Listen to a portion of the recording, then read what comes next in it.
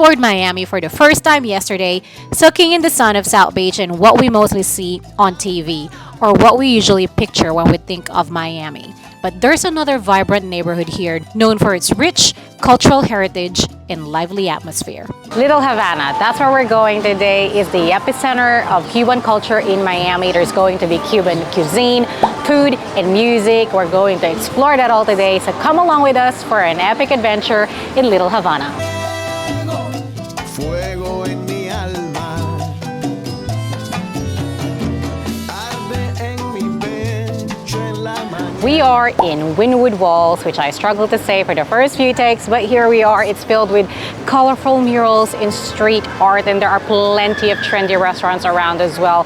To get into this place, it is about $25 USD with tax. From the downtown area, it's about a 12-minute drive. At the time that we left, we're just now about 11 a.m. There's a lot of people on a Saturday. There's free art as well if you just want to look from the outside, and all around the street there's plenty to see as well. They are open from 10 a.m. to 8 p.m. and they also do tours, but we're not going to do that today and just enjoy it at our own pace. Fuego en mi corazón. Fuego. Mi amor por ti es puro fuego. Candela. We're on our way to our next stop after looking at plenty of contemporary art that we will never be able to afford. Time for some food. We are at Little Havana and I am so excited for this one. We are going to do a walking food tour and I'm starving a little bit.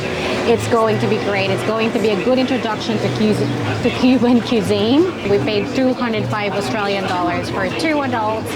We booked it via Get Your Guide, which we will link down below. Come and join us in the scorching heat of Miami. First up, El Pub restaurant. They serve authentic Cuban food. It's family owned and have been operating since 1996. We tried our first Cuban coffee and had one of the best empanadas I have tried. And their empanadas are quite unique in a sense that it doesn't get oily even if it's fried. When you touch it, it's not oily at all, which is very interesting. I just loved it. All together. Then what you do is you're going to add a little Cuban, café con leche, which is a latte. That goes for about $3.50 versus $8. Okay? Apparently it's very strong. And we don't drink coffee way enough. Oh, it's nice though. You're welcome. Hold on you.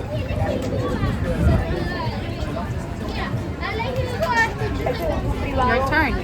Have you had a sip? I'm not going to sleep for 3 days. Very hot. Just drink it. Temperature? Very bitter. Anybody here? Because of this shirt. This is called a guayabera. Domingo, Puerto Rico, you're going to see guayaberas, but the Cuban ones. Time for something heavier, the famous Cuban sandwich. Toasted bread with generous serving of pork, ham, pickles, and Swiss cheese that glues it all together. And you can't forget those crispy chips. They're like my childhood snack called picnic. Does anyone of you remember that? And of course, we also had mojitos, which aren't as strong as last night's.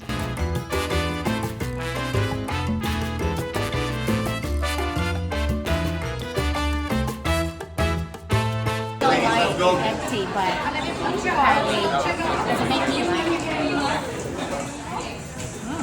Oh, Yeah, right? Oh, love is right. Yeah.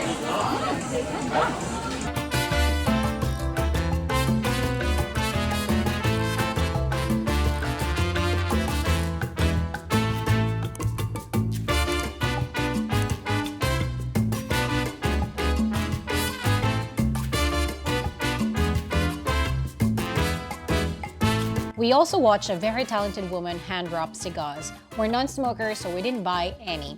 Then we had some refreshing drink made out of mamey. Mamey is a fruit native to Central America, perfect to quench the thirst in Miami's unforgiving heat.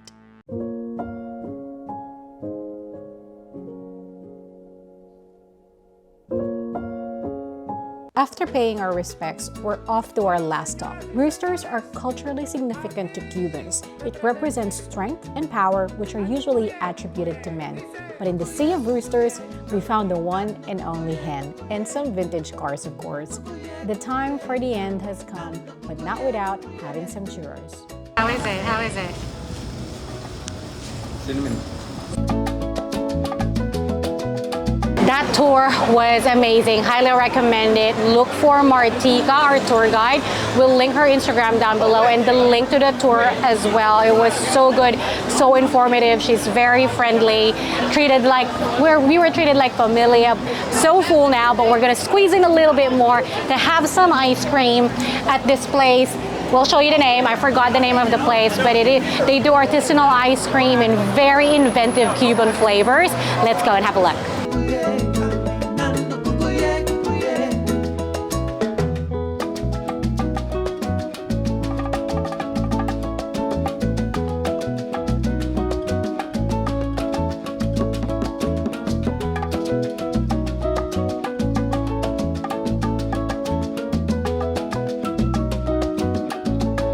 One scoop of that, please. The cuatro leches. Cup, please.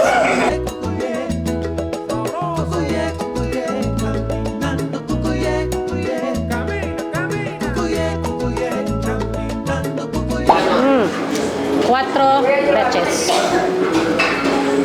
I know cuatro is 4. I don't know what leches is. Yeah. Little Havana has definitely impressed me. It's probably the highlight of our Miami trip so far. Not only because of the amazing walking tour that we had, just because it's such a different experience. The vibe was very lively. It's also a weekend, so it's filled with people. If you don't like a lot of people, then maybe it's not for you, because there are a lot of people, a lot of tours happening. But I'm all for that, and Wade just got water and he is back. We've been paying $5 every day for some water. He's been complaining a lot about that. Oh, you got a big one! Yay! We've been looking for a big one because we drank a lot of water. Probably why, if you've been following our vlogs, I pee a lot. Our recommendation when you're visiting Little Havana is definitely do it via a tour, because you just won't know a lot of the meaning behind of the things unless you do maybe a DIY walking tour and you heavily research each and one of them. But for the food tour, you gotta go through them tour packages, because otherwise you'll be served a full size, which will be too much. Even then, we got so full, as you can see. I was just telling them, Wade, that was my favorite so far here in Miami. Would you agree? Yeah, it was good. Yeah, it was good. We gotta go back to sugar. We had some drinks at a rooftop bar. Wade left his card in there. Make sure that you like and subscribe so that you can watch the rest of our Miami series. Thank you so much for watching. Do comment down below. It helps with the algorithm. We'll see you next time. But until then, make sure you watch the rest of our Sydney vlogs here. Thank you so much for watching. Goodbye.